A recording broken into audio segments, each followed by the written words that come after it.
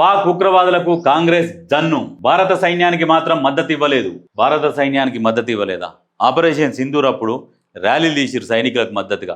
ఎట్లా మోడీ సార్ ఇట్లా అంటే మీరే జాతి వ్యతిరేకులు చొరబాటుదారులకు అండ, ఓటు బ్యాంకు రాజకీయాల పార్టీకి ముఖ్యం.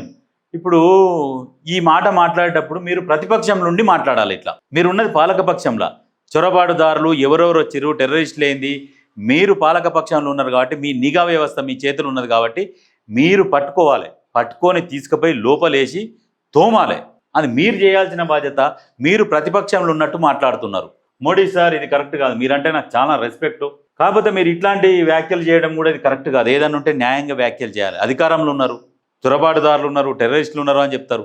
మీరు అధికారంలో ఉండి మీరు ఈ మాటలు మాట్లాడడం కరెక్ట్ కాదు. జాతీయ భద్రతకు ఇది ముప్పు. అస్సాం పర్యటనలో ప్రధాని మోదీ ఆగ్రహం. శివభక్తుడిని హలహలం మింగగలను, ప్రజలే నా యజమానులు దేవుళ్ళు. ఈ డైలాగులు బాగానే ఉంటాయి.